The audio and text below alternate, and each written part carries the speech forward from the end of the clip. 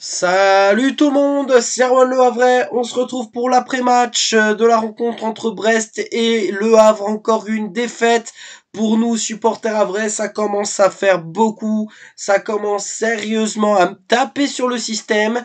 Mais aujourd'hui, dans cette vidéo, on va essayer d'éclaircir, en tout cas, de façon plutôt objective et non sans gueuler et sans, voilà.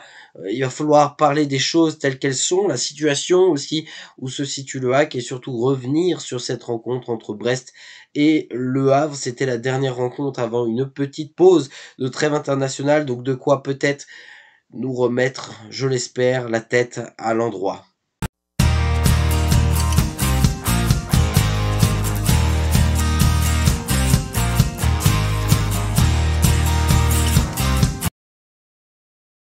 Et c'est parti donc pour le bref de la rencontre de cette rencontre, voilà, tout simplement entre Brest et Le Havre.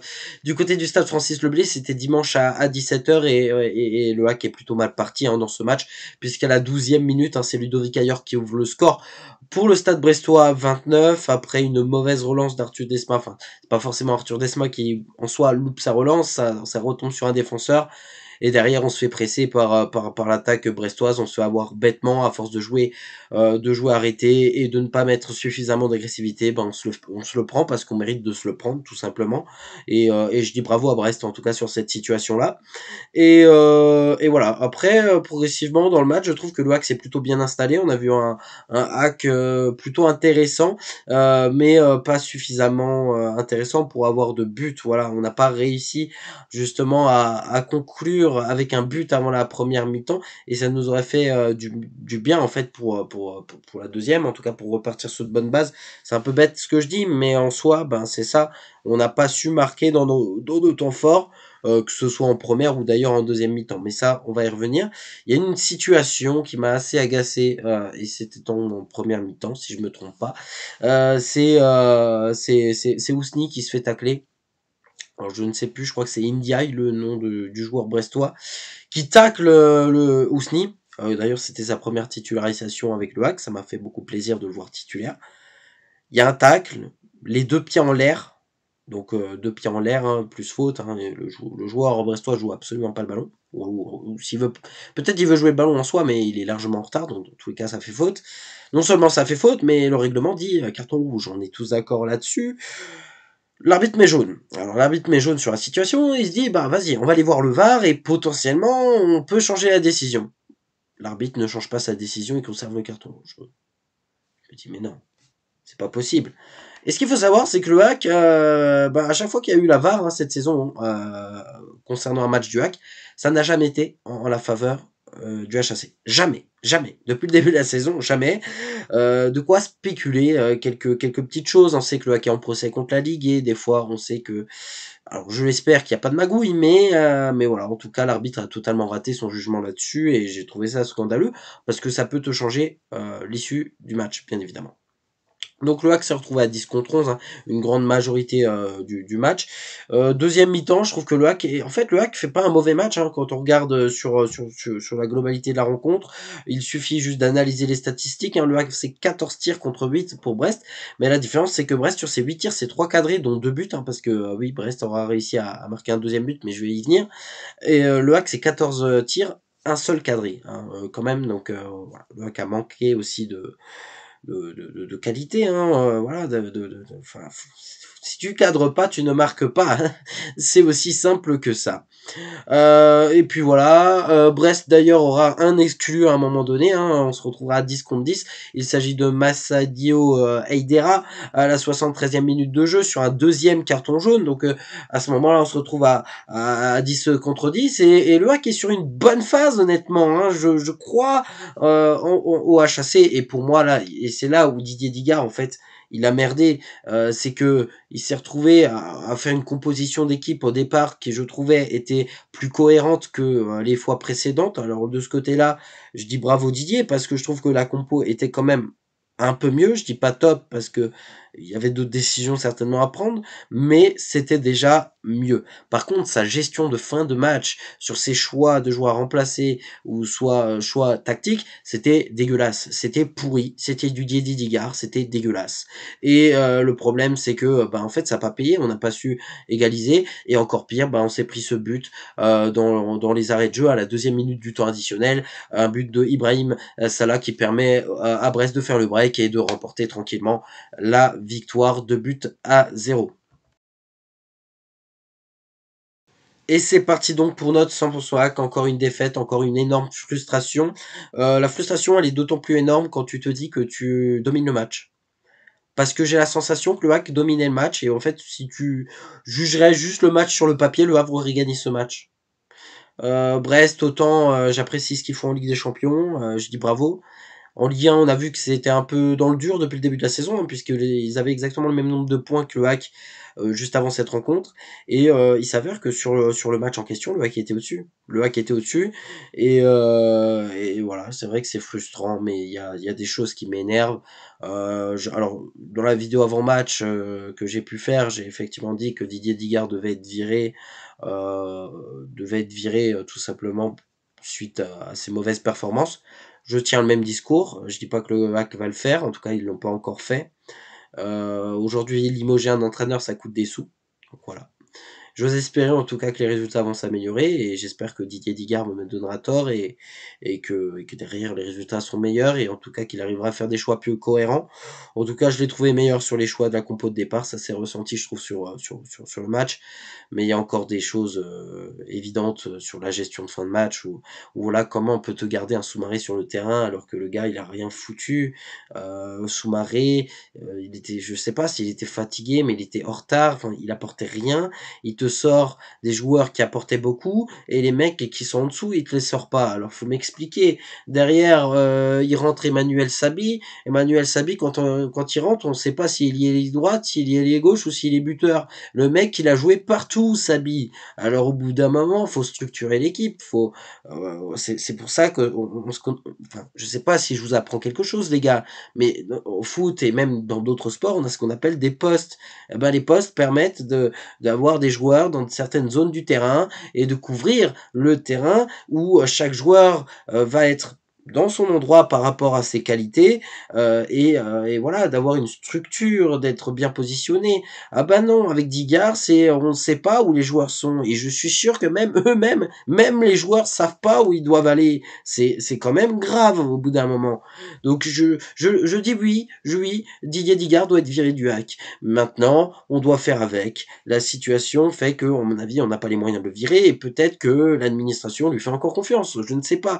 Mais j'ose espérer qu'il va me donner tort dans les prochains temps, dans le futur, dans les prochains matchs. Voilà, on a le retour d'André Ayou qui va forcément, je pense, apporter. Il va probablement être de retour après la trêve internationale. Ça va nous apporter forcément aussi en maturité. C'est quelqu'un avec beaucoup d'expérience. On l'a vu sur la saison dernière. Hein. C'est aussi grâce à lui que le hack s'est maintenu.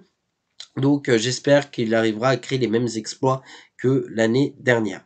Alors ce match-là contre Brest est aussi ponctué par une décision arbitrale douteuse, pour moi plutôt scandaleuse d'ailleurs, hein, parce que monsieur l'arbitre va à la VAR, donc voit très bien que normalement dans le règlement, 2 pieds en l'air sur un tacle, ça fait carton rouge, et j'ai oublié de le dire d'ailleurs dans le bref de la rencontre, mais Etienne Youté, notre défenseur central, a quant à lui reçu aussi un carton rouge, qui était d'ailleurs plutôt logique pour moi, hein, le carton rouge de Youté, je le remets pas en question. Il y a une action de but derrière pour Brest, Youté te le découpe, je pense que c'est le truc à faire, parce que ce moment-là, le joueur part, donc voilà, je veux dire, t'es défenseur central, ça arrive de choper des rouges, et j'en veux absolument pas à Youté, mais s'il y a rouge sur Youté, il y a évidemment rouge sur monsieur Ndiaye en première mi-temps, faut arrêter de me prendre pour un veau, hein, au bout d'un moment, c'est les décisions aléatoires, monsieur Milot, je crois, il s'appelait monsieur Milot, là, je ne sais plus quoi,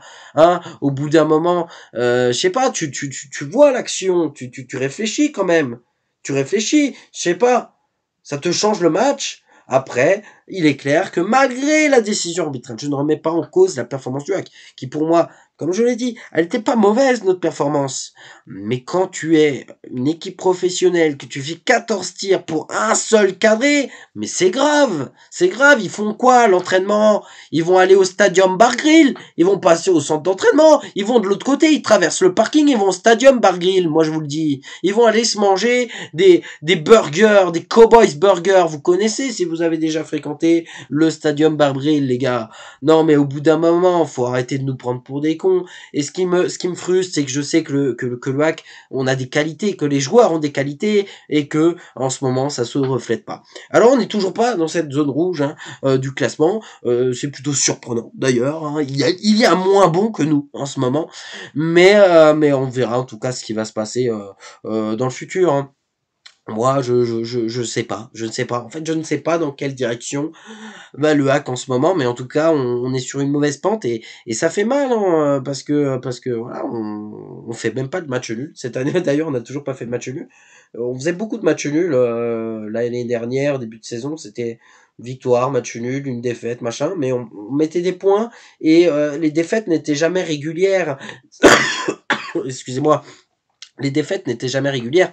On avait des fois des défaites, une, deux, après on rebondissait avec un nul, ou on faisait une victoire, paf, et donc on marquait des points régulièrement. Là, on perd beaucoup trop. On a gagné 2 matchs contre 2 clubs promus. Le reste contre des clubs pur Ligue 1, on a perdu tous nos matchs depuis le début de la saison.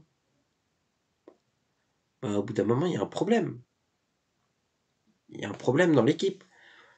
Et pour moi, quand il y a un problème dans l'équipe, c'est vers l'entraîneur qu'on se dirige plutôt de façon normale, même si je pense que les supporters, dont moi, peuvent être parfois difficiles avec les entraîneurs, parce que c'est pas facile d'être entraîneur de football, mais t'as un salaire, t'es dans un club professionnel, tu te dois d'avoir des performances. J'en veux pas à la personne de Didier Ligard, loin de là. Mais c'est juste que je suis sceptique. De toute façon, on savait que forcément c'était risqué, hein, voilà, je veux dire. Pour moi, on était dans une ère absolument exceptionnelle avec Luka Elsner, où on a réussi à monter et se maintenir directement. Alors, tout n'a pas été facile, on a eu une phase aussi un peu compliquée sur la fin de saison de Ligue 1, mais malgré tout, les objectifs avaient été atteints. Alors que là, Didier, on sait que c'est un nouveau cycle, c'est une nouvelle méthode, une méthode un peu compliquée, douteuse, voilà. Je suis pas fan de ses choix. Et après voilà, je veux dire, on fait avec l'effectif qu'on a, mais l'effectif qu'on a pour moi a des qualités en fait, a des qualités, mais je sais pas ce qu'ils foutent en fait, je sais pas comment ça s'entraîne, je ne sais pas comment Didier Digard des fois ça lui vient à l'esprit certaines décisions. Pour moi, il a déjà eu pour moi il a déjà eu fait un effort, c'est que sur la composition de l'équipe de départ, j'ai trouvé l'équipe quand même mieux organisée, en tout cas sur la compo de départ. Mais sa gestion de fin de match, alors je me répète, hein, mais la gestion de fin de match, pour moi, ça a été une cata. Ça a été une cata. Donc voilà, il y a plein de choses. Il y a l'arbitrage qui me frustre encore une fois. La VAR n'est jamais intervenue positivement pour le HAC cette saison. Alors parfois peut-être que c'était juste hein, la décision, mais en tout cas là c'était un scandale pour ce match-là contre Brest. C'est évident que le Brestois doit avoir carton rouge. Je vous apprends rien, les gars, et ça m'énerve. J'ai encore gueulé parce que ça me fait chier. Voilà, je le dis, ça me fait chier aujourd'hui que certains clubs soient avantagés et que d'autres en chient. On sait que le HAC est en procès contre la Ligue. On sait que la Ligue a la haine contre nous et qu'ils veulent et qu'ils souhaitent notre relégation en 2e division. C'est évident, et c'est possible, malheureusement, et c'est possible qu'il y a des discussions en interne de la hiérarchie au sein de la LFP pour essayer de ne pas donner de VAR positive au Havre ou je ne sais quoi. J'espère pas, en tout cas que c'est ça. J'ai pas envie qu'il y ait vraiment de trucs montés contre le HAC, mais des fois tu te poses des questions quand même. Des fois tu te poses des questions parce que tu vois des trucs, tu te dis mais c'est lunaire quand même, c'est lunaire. Donc oui, ça m'embête. Cette situation-là m'embête. C'est quand même compliqué déjà de remporter un match avec Didier Digard en tant qu'entraîneur, mais c'est encore plus compliqué quand l'arbitre n'est pas avec nous. Et puis derrière, autant on perd le match, les gars. Alors, dernière discussion sur ce 100 pour SWAC, j'ai envie de revenir juste sur la conférence d'après-match, conférence de presse d'après-match de Didier Digard. C'était pas la conférence de presse, c'était la petite interview, comme vous le savez, à la fin de la retransmission du match via DAZN. Et qu'est-ce qu'il a dit? Bah rien. Le mec, il a rien dit.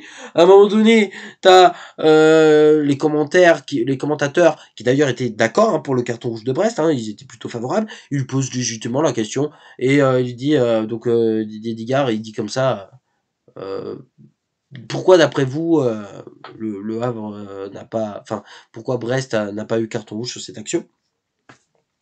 Ben il répond parce qu'on joue pas à la Champions.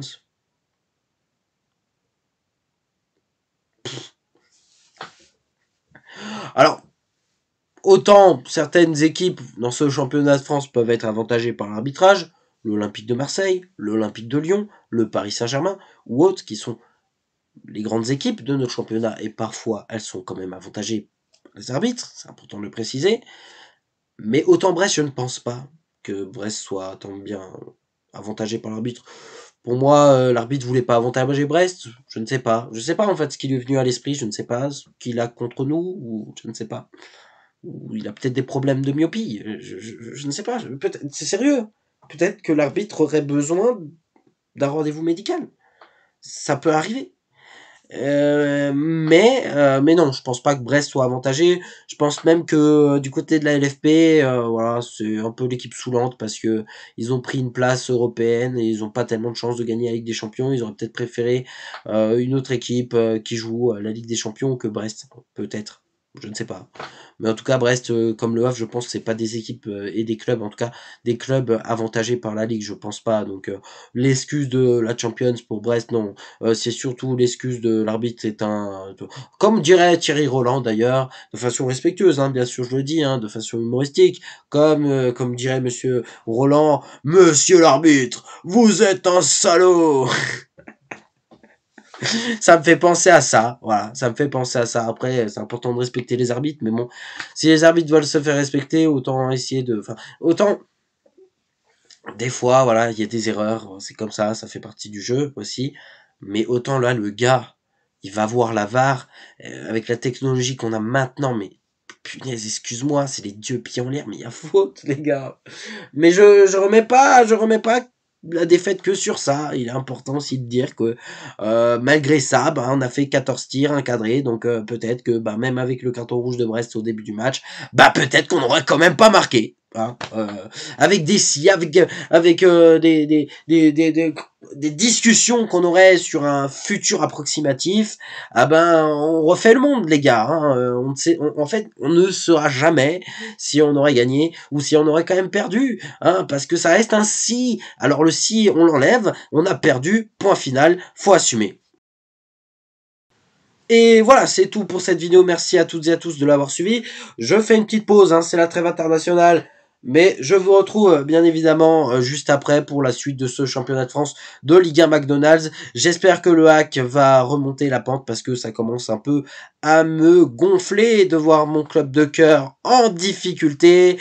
Allez le hack, vamos, et 20 Dieu, la Ligue, on va se maintenir, Dédé est arrivé, yes.